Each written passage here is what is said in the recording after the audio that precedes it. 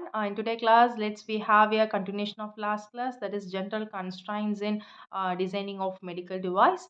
So in today class, we are mainly going to focus on few real medical device example with their general constraints, and also followed by we will be discussing why it is so important when especially designing such a medical device.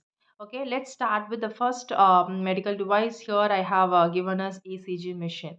So, what kind of general constraints we can face? That is the challenges we can face when we are designing ECG machine in the sense. So, what the signal which we are capturing from the body is like our ECG signal. It is very low in amplitude. That is very low in strength. So, for that we have to go with a very high sensitivity amplifiers to get the signal in better amplitude to visualize in the monitor to have process further in further process. And also the signal which we are getting from the heart, that is a biological signal which it has so many noise. It is been superimposed with most of the interference like your muscle artifacts, that is a movement artifacts, and also even it has the power line artifacts that need to be filtered. That is going to be a second challenges. And third, we have to give very strong electrical isolation in order to prevent leakage current that leads to shock. The reason is that even the milliamperes, very minute leakage current, will give a cardiac attack or cardiac shock. The reason is that here we will be having the direct application over this heart, whether it is an invasive or non-invasive. The electrode where you are going to place, that is close to the heart, so even the minute shock, whether it is a microamperes or the milliamperes, which will use gives you cardiac shock. That we have look into very carefully when we are designing such a ACG machine. And fourth one is like electrodes, because the electrode is very important because these are the things going to capture your electrical activity signals. So the electrode what you are using should be should be in very good very good in material, that is a biocompatibility materials, and also it's a skin friendly materials, that is what biocompatibility. Because once if you place the electrode, it should not cause any sort of irritations or redness or swelling.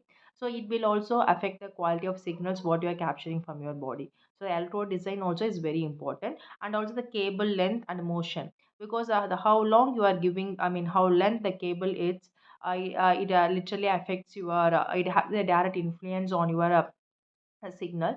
Because if you increase the length of the cable, obviously the quality of the signal will also affect accordingly, because there will be so many noise, will take into count when we are capturing the signal. So and also it will also there are also the motion artifacts which show which closely associate with the cable length. So that also we have signal that also we have some sort of a disturbance in signal quality. So we have to be look into how length the signal is, I mean cable is. And also we have to take a few precaution to reduce the motion in order to improvise the signal quality. So these are the just a few general constraints which we will face when we are designing ECG machine. Why it is so important, why these constraints matters a lot? The reason is that if you just like that, if you are capturing the signal from the ECG, it will be it contains so many noises. Okay, it is superimposed or overlapped or buried with so many noises which literally affect the quality of ECG signal. So you can't have a detailed information what is the ECG signal is all about. You can't read the real picture of your heart, real information, or you can't get it. So that is the reason if you are not working on these constraints, the signal what you are getting will not give meaningful information. And also if you have poor isolation, they literally affect you or the patient. And then the important most third most important thing is your the electrode selection.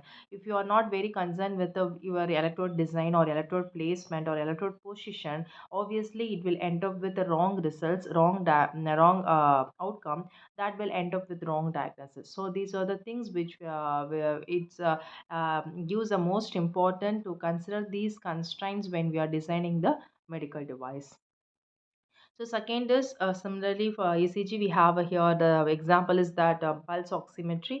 So when we have for pulse oximetry, also we have a certain design constraints because each and every device it has its unique constraints. Not all the device have the same constraints based on the source and based on the components we are choosing or the area or environment. Everything matters. Based on that, we have so many challenges when we are to bring the to capture the biological signal right from your body to display it on the monitors. So in case of pulse oximetry, here we are using the light source. That light source we have to choose in such a way it should not disturb, it should not cause any harmfulness to the skin. Here we will be using mostly the infrared light and red light. So second one is the sensors, because once the light has been sent, the same light has to be captured for to get a SpO2 measurement. Where comes the picture role of sensors, that is a photodiodes that has to work even with the low blood flow. So it has to be in custom. It's selected in such a way, and also the motion and motion will also, and there is the movement can also disturb the reading that have to be handled when we are making a design. And since the whole working principle is highly depends on the light source, the ambient light, the outside environment light should not cause any interference, thereby it will not disturb the quality of signal. So for that we have to give such a scheduling thing to reduce the interference of the ambient light. And finally, the power usage. If it is portable, it is better to go with backup power source, or we have to use the battery in such a way to extend the lifetimes even more than years or so many years. So these are the constraints for pulse oximetry. What happen if these constraints we are not maintained properly? So yes, if you are not complying with these constraints in the sense, obviously the wrong values it will give, these wrong values which will give the delay response or delayed treatment to the patients for the clinical conditions. So it may also create unwanted confusion among the clinicians that will end up with wrong clinical decisions. So these are the things we have to be ensure whether the machines have within the designed in such a way follows within the limits or the boundaries to give the better performance and give the better patient safety care. So third example is the digital blood pressure monitors. This blood pressure monitor is based on the oscillometric method. It means that based on the vibration, this particular BP measure will give the BP values. So the whole components which involved in the BP pressure monitor is that we have to give the pressure, right? With the help of with the help of bulb and the cuff. So the we will give a very high pressure, that is the cuff pressure. Then by slowly reducing it, we will get to know the systolic and diastolic pressure with help of that quarter sound. So here we are using the vibration. Based on that vibration, we get to know which one is systolic and which one is diastolic. Quarter sound we used for the oscillatory method. Here we are following the oscillometric method. Oscillometric method is the nothing but it is a type of a pressure based sensor we are using to sense that vibration is occurring because of tightness of cuff and the releasing of the cuff. The thing is that when we are designing that type of pressure monitor, we have to think what should be the cuff pressure, how the cuff pressure is being controlled. Because if you are giving very high cuff pressure, the patient may feel discomfort, or even they will have some sort of injury because of that. So that we have to be found that we have to be look into when we are giving the cuff pressure. And second one is the select choosing of sensors, that is oscillometric sensor, because these are the sensor going to detect the pulse even in the presence of noise. So that sensor should be designed or selected with a very high sensitivity to just capture the pulses of your blood. The third one is the motor and valve design, because these are the motors going to give the pressure in case of automatic blood pressure. Whereas in normal case we have to give the pressure manually. In automatic case we have the motor and valve design. Based on that, with the motor will pump the air inside the cuff to give a cuff pressure. and also the valve, opening and closing valve is there. So these things have to be go hand in hand to have a synchronized operation to give very normalized cuff pressure to avoid any sort of discomfort and injury because of it. And the particular device what you are designing must work across the different arm size, because these are the BP machine. It is used widely for all different age or size of the people, because this is the first important physiological parameters to have a further screening process of any sort of diseases. So this has to be designed such a way to work it in across all different arm sizes. And finally we have a power source, that also very important, because the power sources depends on it height, it actually giving supply to the motor to work on it, right, to have a proper function. So power sources again is very important. So what happen if it is not work properly? Again, the bad cuff designs will cause the pain. Because of the pain, you are not able to give the accurate reading of what is systolic and diastolic, and finally the readings will goes wrong, and if it end up with improper medical dosing. So for the last is simple device, that is a thermometer.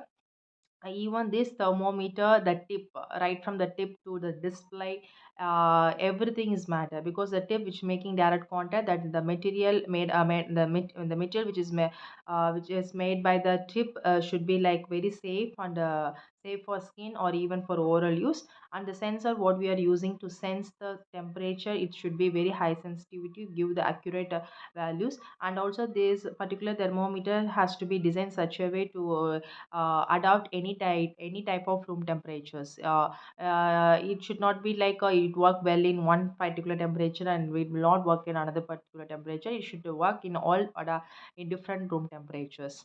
And also it has a power backup power source, because we can use it for highly supported to have a repeated quick checks. So if it is not give means, if it is not work in proper way, in the sense obviously it will give a inaccurate reading, which affect the fever reduction, one thing. And second one, the unsafe materials if you are using, in the sense it can irritate the skin and also causes skin infection. And in current temperature, obviously it will end up with improper treatment. So that's all the real medical device example. How we have to design. What are the possible general constraints are there when designing such device, and what happen if you are not considered those constraints. So that's all about this topic. And followed by we have a few activity here based on the topic. Later you can view on this slide. And followed by I have given two assessment question related to this topic. Just give you overlook of these two questions and try to answer, because these are the questions which I have taken from the gate, and also I have mapped with career relevance with the top MNC biomedical companies. So finally, this is a summary of today class, that we have discussed so many things, especially related to the general constraints and followed by real time examples. Thank you.